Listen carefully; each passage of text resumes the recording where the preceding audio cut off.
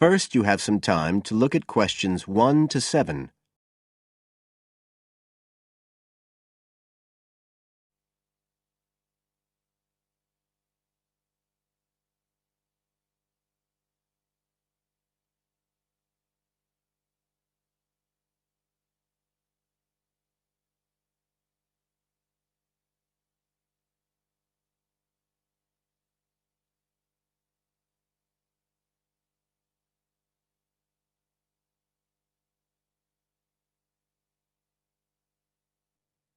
Listen carefully and answer questions 1 to 7.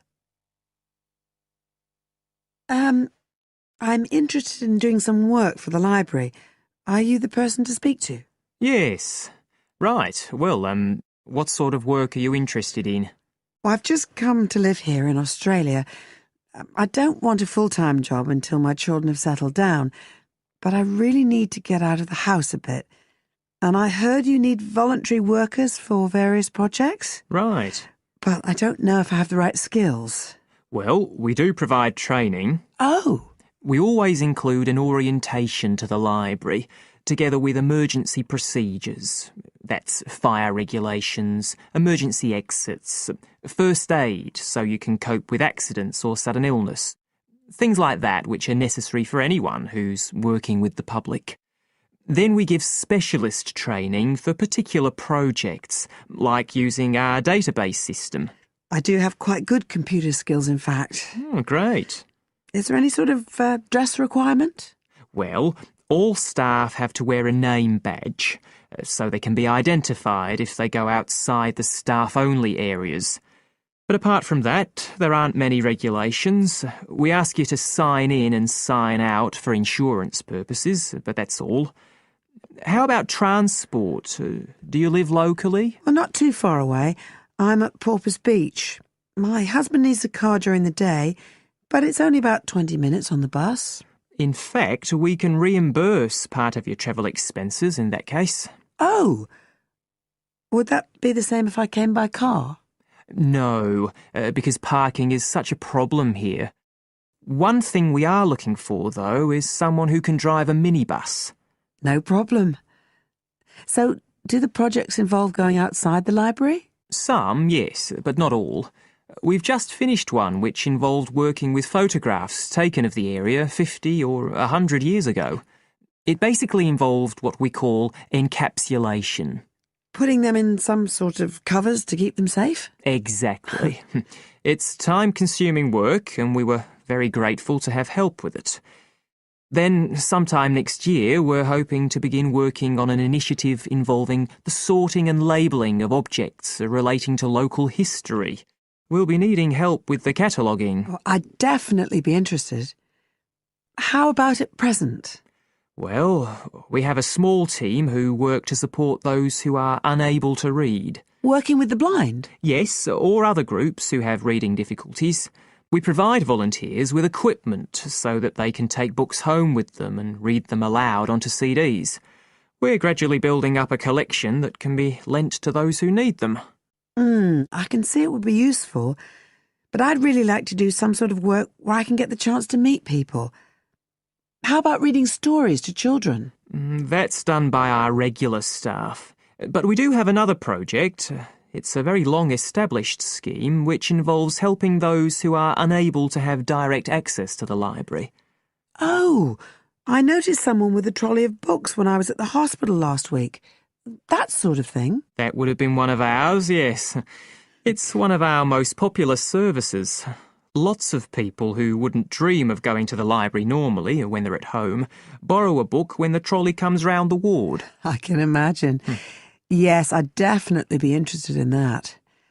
Right, so how do I enrol? Well, we do ask all volunteers to commit themselves to a regular period each week. I could probably do 5 or 6 hours. Oh, be careful not to take on too much. But we do need someone for a couple of afternoons from 2 to 4, so 4 hours altogether. That sounds fine. Before you hear the rest of the conversation,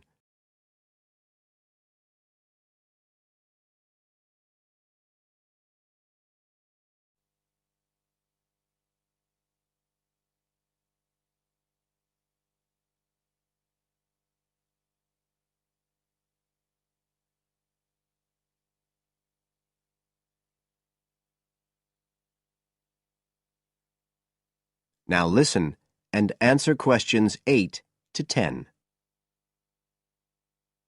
Right, so here's the application form. It asks the usual questions, name and address and telephone number. You also need to fill in details of who we should get in touch with in case of any accident or problem like that. We do need to have that filled in. And there's a space for date of birth, but that's only if you're over 75, so we won't worry about that. No. Oh, it asks for qualifications. Do I need to provide certificates? They're not necessary. We'll need the names of 2 referees, not relatives or family members, obviously. What else? Signature of parent or guardian. That won't be necessary, as I assume you're over 18. Yes. What's this? It says civil conviction check. That's a document we have to provide by law for those working on projects involving children, so we won't need it in your case. But you will need to sign this separate document. That's a copy of commitment. It's basically an agreement to work according to the library guidelines. So, if you'd like to fill this all in, you can do it here or take it home, whichever you prefer. I'll take it home if that's okay. Right, well, thank you for your time. That is the end of part 1. You now have half a minute to check your answers.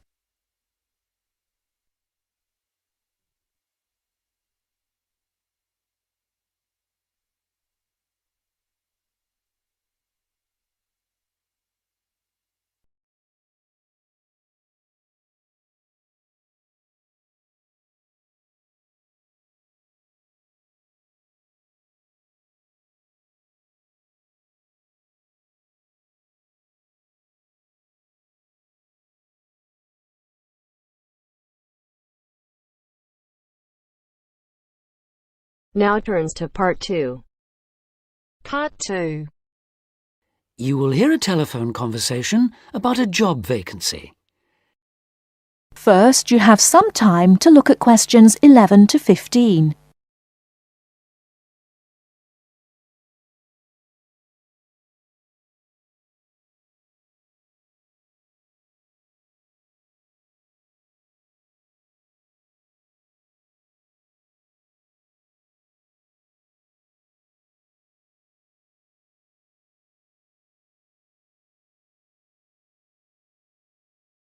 Now, listen carefully and answer questions 11 to 15.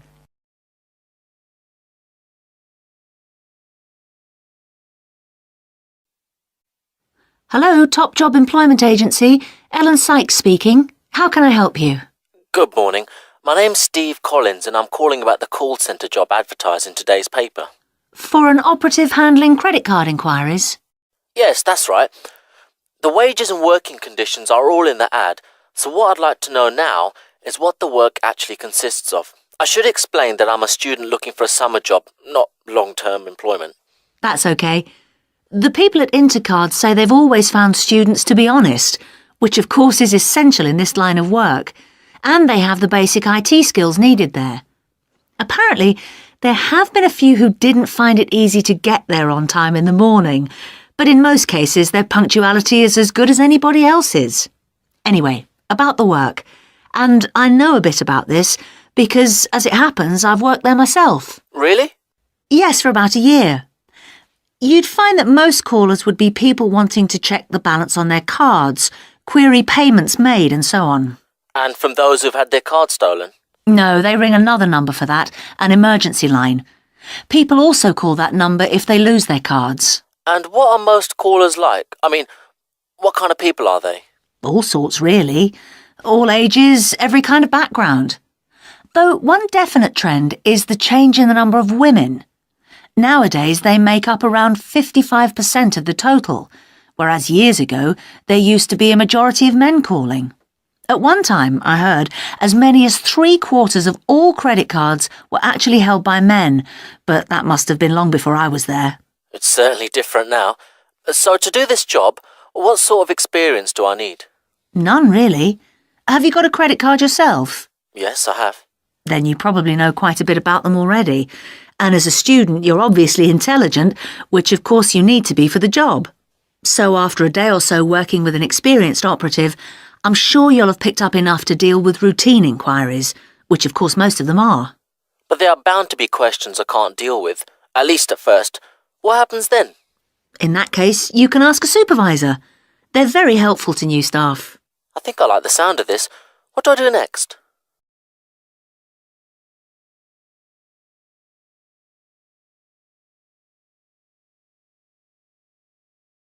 Before you hear the rest of the talk, you have some time to look at questions 16 to 20.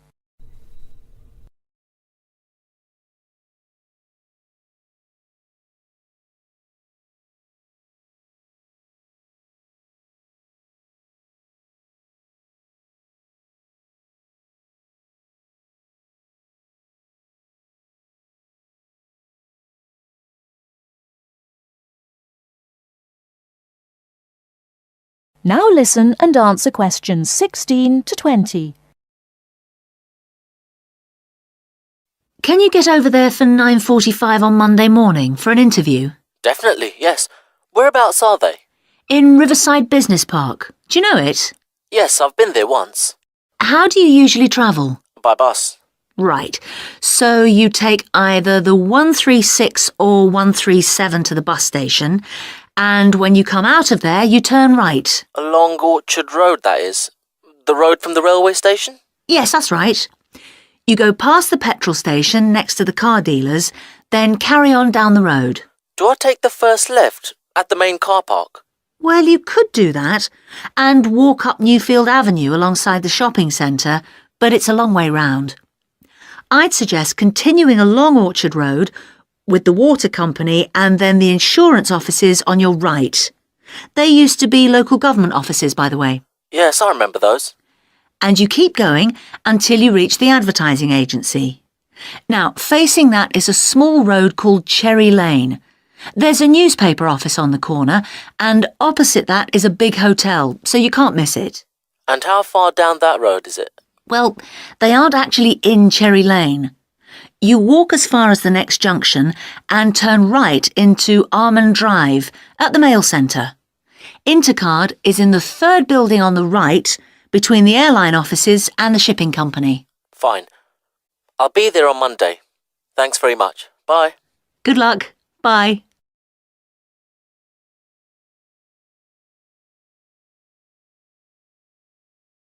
That is the end of part 2.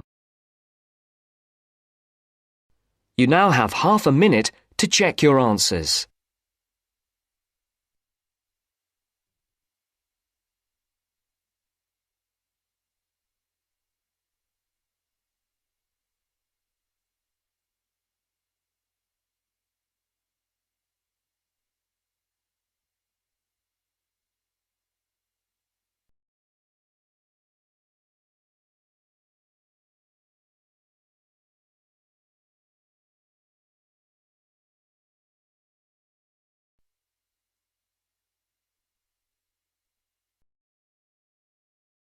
Now turns to part 3.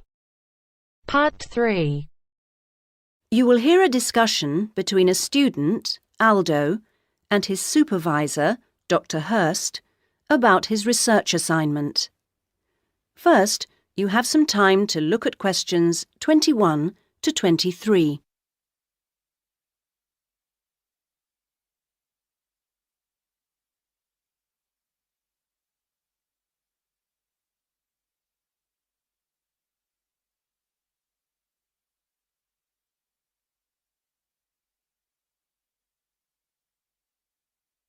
Now listen to the first part of the conversation and answer questions 21 to 23.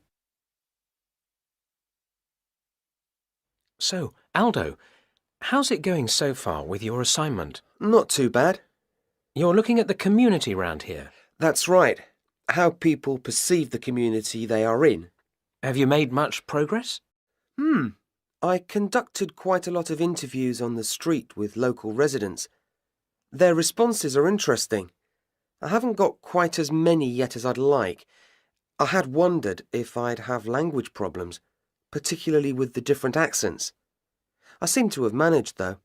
Having to work in the open has made it harder, and with the cold weather there's been recently, people don't necessarily want to stop and talk like they do if it's nice and sunny. That's something I've had to deal with. Of course, some people are too busy to stop and talk, but that's okay. I see. So, have you formed a good overall picture of how people view the community? To an extent. I've certainly talked to plenty of older people. I guess they may have more time to talk. I still don't really have enough young mothers, though.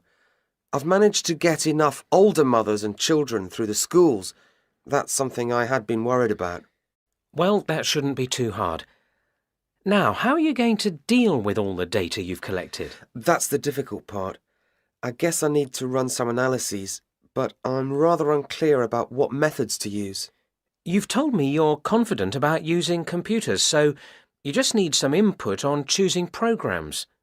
You should attend a statistics seminar. They're held every Friday after the methodology seminars in room 105. That should help you to select an approach. Oh, good. I'll do that. Now you have some time to look at questions 24 to 30.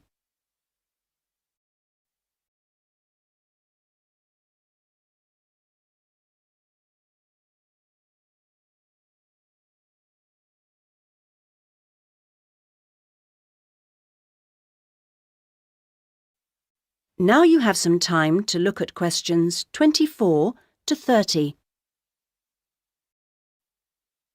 Meanwhile, let's hear something about what you've learned. Yes, I talked to a number of residents. Good. I imagine they didn't always have the same opinions. Views were certainly quite mixed. Take sports facilities. In general, people seemed to think they weren't very good. There's no swimming pool in the area, for example. But at the same time, there's a new football training area. It looks very smart to me, but it doesn't seem to get used very much. People seem to prefer sitting around in the parks. They enjoy that, taking picnics and so on. Although they want the council to be more efficient at cleaning, there's a lot of litter. People are obviously very concerned about their children's learning. The general view seems to be that early schooling at primary level is of a good standard in the area, but that this standard declines as children move up through the system. The colleges were criticised in particular. OK, now are you going to collect any more data? Some, I hope. There's a local festival next week, and I think the events there will give me some useful opportunities. I talked to a council officer about it all. Good. What does it involve? First, there's a dance show, which I'm sure I'll enjoy. The council explained that the concert hall's being renovated and won't be ready in time, so it's being held in the main square, which I think will be better anyway. At least I'll have more space to wander around in. True. And so I hope to be able to carefully watch the age groups that are there in the audience and make notes about how they interact. So that's one event.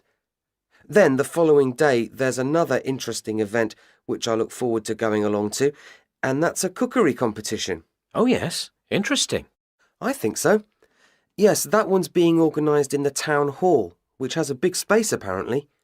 With food and cooking from all the different people in the area, the council officer told me that it'll be a good chance to find out about the different cultures that make up the community. Sounds promising. Then there's one more event I'd like to go along to. The council officer promised me that the courses fair will be interesting. It's going to be in the Langtree Theatre, and the officer said lots of teachers will be there. I've already talked to plenty of them, but he advised me to put some questions to the head of education, who will also be there. That's all very useful. OK, I suggest you come back next week. That is the end of part 3. You now have half a minute to check your answers.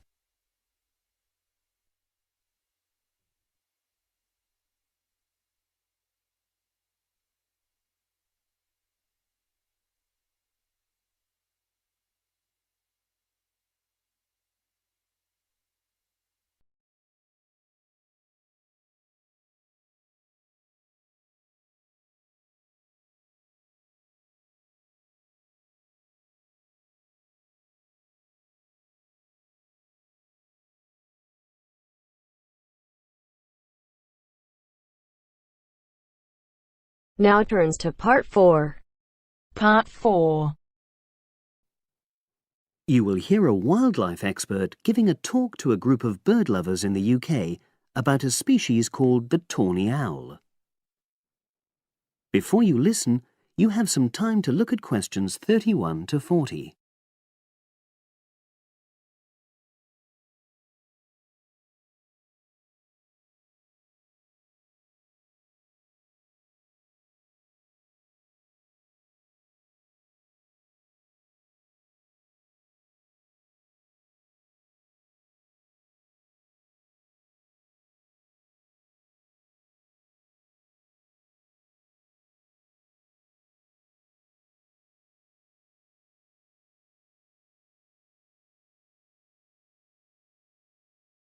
Now listen and answer questions 31 to 40. Good evening, everyone. You're all likely to be familiar with pictures of the tawny owl. Because of all the owl species in the UK, it's actually the most common one. But the chances are that you're more likely to have heard one than actually seen one, as it's also strongly nocturnal. This means that it normally ventures out at night. So, what kind of habitat does the tawny owl prefer? Well, a survey carried out in the 1980s confirmed that this owl is most likely to be found in woodland.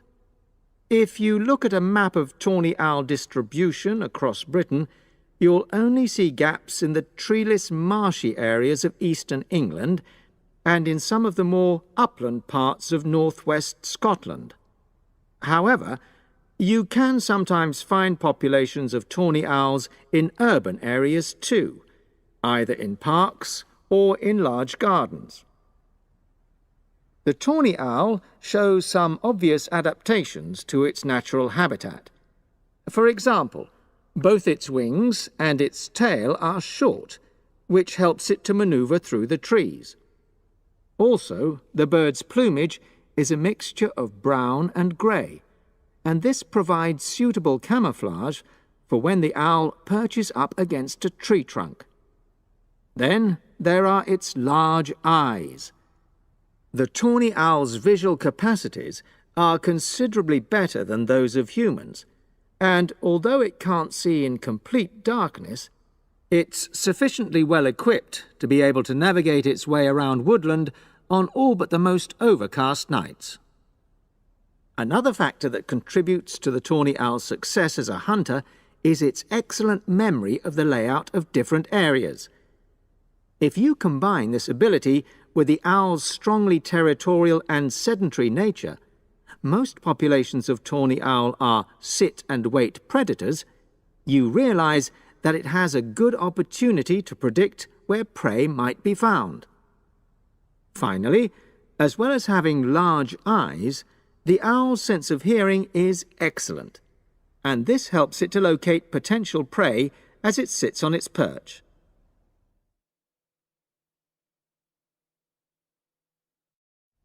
Turning now to the tawny owl's diet. Woodland tawny owls feed mainly on mammals, especially small ones, such as wood mice and bank voles. But they'll also take things like frogs or bats, or even fish, if they happen to be available. In urbanized landscapes, the owls seem to prey more on birds. So there are some differences there. Let's just look briefly now at survival rates in the tawny owl. Young tawny owls face a difficult time once they leave home, and 2 out of every 3 are likely to die within their first year. So, with such high mortality levels, it's a good job that established breeding pairs can produce young over a number of seasons and maximize their chances of passing their genes on to the next generation of owls. I've already mentioned the sedentary nature of the tawny owl, but it's not just adult tawny owls that are sedentary in their habits. Young birds, dispersing away from where they were born, rarely move far. The average distance is just 4 kilometres. There also appears to be some reluctance to cross large bodies of water. The owl is absent from many of the islands around our shores, with only occasional sightings in Ireland and the Isle of Wight off the south coast of England. Right, well, now I'll show you some photographs that have been taken in one or two of the... That is the end of part 4. You now have half a minute to check your answers.